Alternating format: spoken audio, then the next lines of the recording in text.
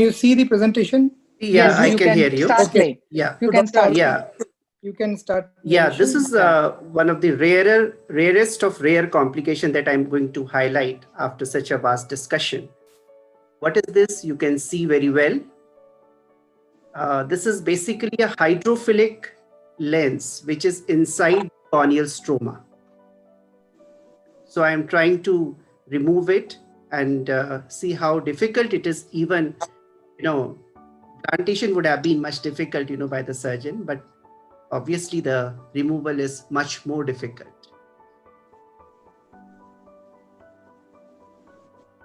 So the basic purpose of presenting it is to show that this complication also does exist in today's scenario, because after 17 years of practice, I'm seeing it for the first time.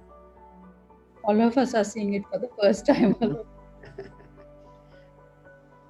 So I think this is because of a mismatch between the incision size that the surgeon might have made and the cartridge. That's what I can make out.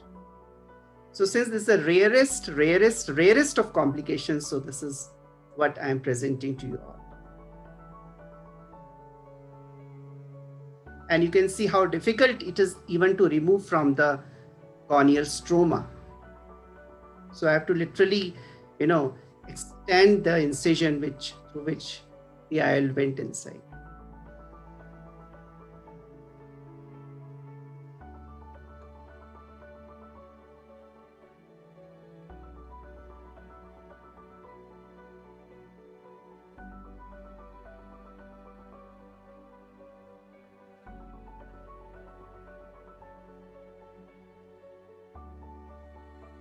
And mark my word, this is not hydrophobic lens. This is hydrophilic lens.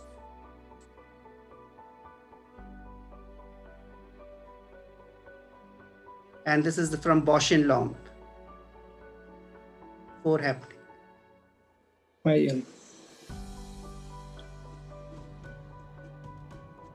No financial interest.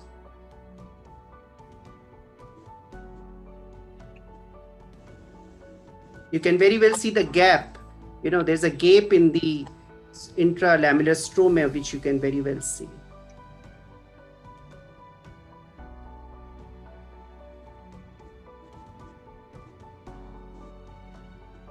So even the rarest thing does exist today. And that's the aim of presentation. Thank you very much, Dr. Alok, for bringing out one more point for us in this very relevant webinar. So I think, I can only imagine that the surgeon would have been looking at a wound-assisted implantation. Correct. But then what is most important is we should always be conscious that the incision size should be bigger than the cartridge size. And if that becomes smaller, then you could, very rarely extreme force as much could have happened this manner. So it's very important that it's safer to err to a larger incision for then go into a smaller incision for that astigmatic impact of what we say.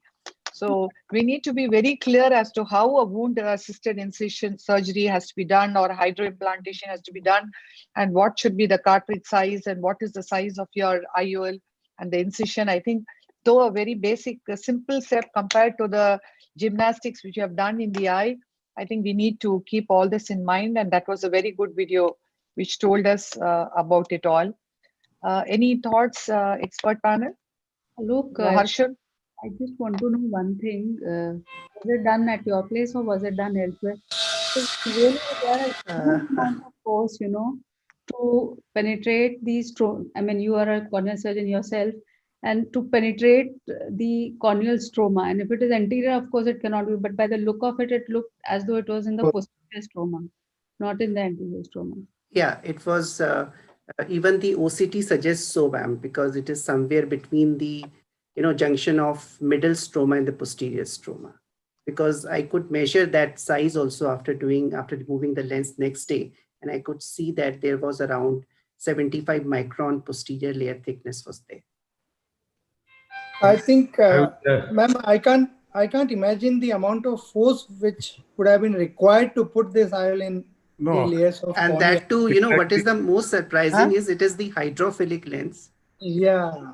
lens. That's exactly You can what I was imagine. also thinking. Yeah, that is why I presented it to this forum, that such thing also exists on Earth.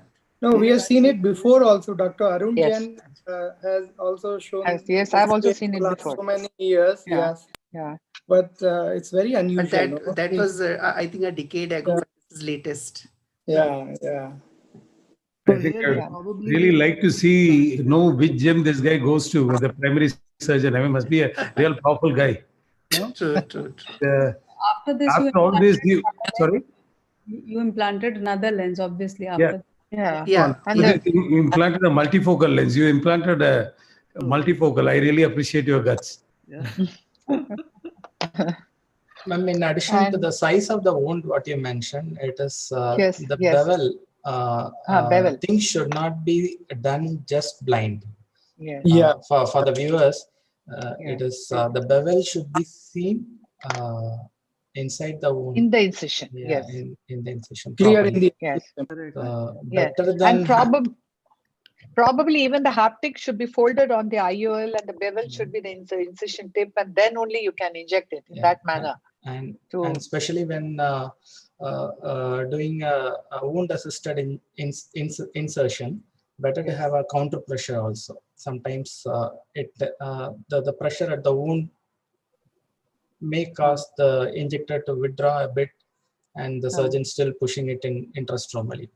So better not to have a complication like this. I think the basic of presenting this is to ensure that the size of haptic should match with that of with the incision, because especially if you're doing in the initial phase of your career, that's what. I think the more important complication would be a DM detachment more than something like this.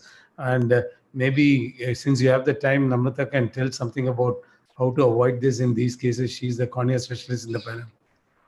So I think you're quite right, Dr. Ramamurthy. In case there was a DM detachment, then it would have been more difficult to salvage, because any separation which is there in the stroma is more forgiving than the separation which occurs at the level of the Descemet's membrane. And Descemet's membrane detachment, I think there are some eyes which are prone to it, some which would be genetically predisposed, some like Fuchs, some like even at the genetic level, which has big H3 proteins, etc. So you need to know about it, because you need to counsel your patient that such a thing may occur, a DMD may occur if the Descemet's is congenitally loose or weak, so that the patient knows that this is going to happen and doesn't blame you for it. And of course, I think all the points were really well said, that your incision, there's no need to force yourself to do a wound assisted implantation of the lens if you are in the early phase of your learning of phacoemulsification and intraocular lens implantation. You can increase the wound slightly and then go and actually go inside and ensure that you are not going to be ripping the Descemet's membrane. There are instances when the IOL with the cartridge only, the Descemet's membrane at the wound side gets detached. And if it does occur, it is best that especially the wound side Descemet's membrane detachment, that you put in a leave-in air at least at the end of the surgery, so that it will get attached. Most of them would get attached by week 1, and we had done this study where we had prospectively followed cases with wound side Descemet membrane detachment, whether at side port or main wound.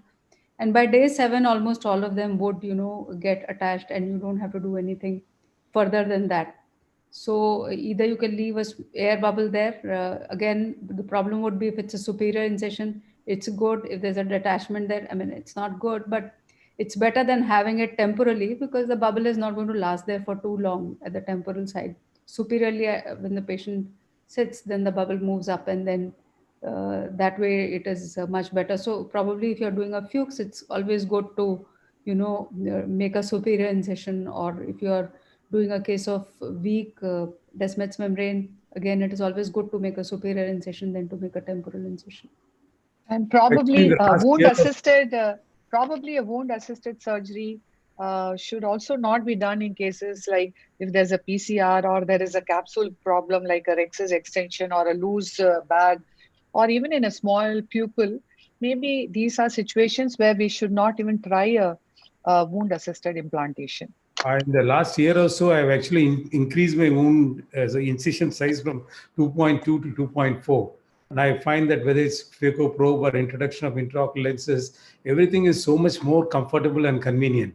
And it's well proven that the surgically induced astigmatism of a 2.4 millimeter incision is almost the same as a 2.2 millimeter. So I think no longer that fascination towards going sub 2 millimeter and making it smaller and smaller is there. As Namrata so nicely pointed out, making an adequate incision is what is important. And maybe even if I'm thinking about a micro incision cataract surgery in today's world, maybe a 2.4 might be a good way to go.